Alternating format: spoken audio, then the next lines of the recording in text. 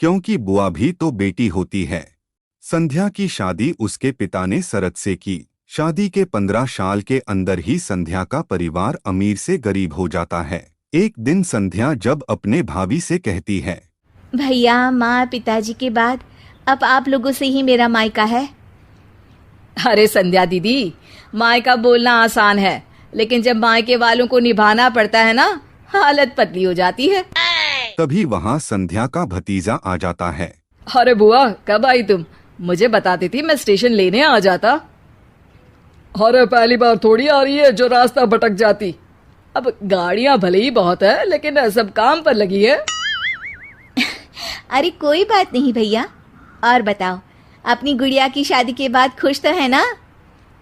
हाँ हाँ, मेरी गुड़िया तो राज कर रही है, राज। बहुत पैसा है उन लोगों के पास। अरे किसी भी चीज की कमी नहीं रखी मैंने अपनी बेटी की शादी में। हाँ भैया, वो तो इस घर का रिवाज है। बेटियों की शादी बहुत ही धूमधाम से करते हैं। पिताजी ने भी मेरी शादी में कोई कसर नहीं छोड़ी थी। बस किस्मत मेरी ही खराब निकली। अरे दीदी, अच्छा ये बताओ कैसे आना हुआ और कब का प्रोग्राम है? संध्या पूरी घर को देखती है। उसे अपना बचपन याद आता है कि कैसे उसके पिता ने ये घर प्यार से बनाया था। मुझे सीढ़ियों वाला घर पसंद था, तो पिताजी ने मेरे लिए 2 तल्ले का मकान बना दिया। अरे बुआ, सीढ़ियों को घूर रही हो? जरूर बचपन में यहाँ से खूब गिरी होगी। संध्या के आंख से आंसू गिर जाते हैं। वो अपने कमरे में चली जाती है और अलमारी खोलती है। अरे दीदी, अलमारी क्यों छू रही हो? कुछ चाहिए क्या? मुझसे मांग लेती। अरे नहीं भाभी, बचपन से ये अलमारी में मेरे खिलौने और गुड़िया रहा करती थी। हाय रे दीदी, अब क्या बंटवारा चाह रही हैं क्या आप?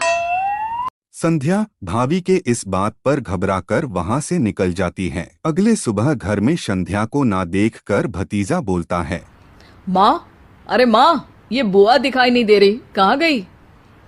अरे चली गई होगी, कह तो रही थी कि मन नहीं लग रहा है। अरे पापा, ऐसे कैसे बिना बताए चली गई?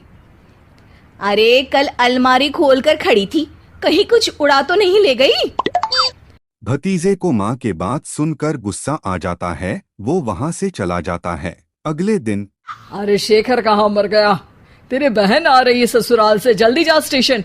और सुन, वो लंबी वाली कार लेकर जाना, उसकी पसंदीदा है। ओहो पिताजी, आ जाएगी। कौन सा पहली बार आ रही है? माँ को गुस्सा आ जाता है। हाँ हाँ, अब मेरी बेटी को स्टेशन से खुद ही आना पड़ेगा। वाह जी वाह। शेखर, हुआ क्या है तुझे? क्यों नहीं जा रहा है अपनी बहन को लेने? उसने तेरे लिए क्या क्या नहीं किया, कितना प्यार करती है वो तुझसे। पिताजी, प्यार तो बुआ भी आपसे कम नहीं करती थी। फिर भी उन्हें ना कोई लेने और ना ही कोई छोड़ने जाता है, वो क्यों भला? पिता को गुस्सा आ जाता है और वो उसे थप्पड़ मार देते हैं। अरे बस करो, क्यों आप दोनों उस संध्या के लिए लड़ रहे हो? ठीक है पिताजी, आज तो आप ड्राइवर को भेजकर अपनी बेटी को ले आइए, लेकिन याद रखिए, अपनी शादी के बाद मैं अपनी बहन को कभी नहीं पूछूंगा। पिता को अपनी गलती का एहसास होता है। आज बुआ का जन्मदिन है, याद तो होगा नहीं आपको? पिता की आंख भर आती है, लेकिन तभी वहां अपनी पसंदीदा कार से संध्या घर आती है। भगवान भाई दे तो तुम्हारे जैसा भैया। पापा को पता था कि कौन से रंग की कार मुझे पसंद है।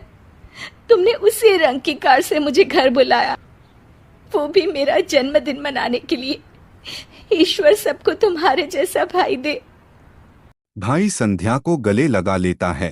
तभी वहां भतीजी गुड़िया भी ससुराल से आ जाती है। अरे संध्या बुआ, आप? हाँ, आज तो घर की दोनों बेटियां अपने घर में हैं।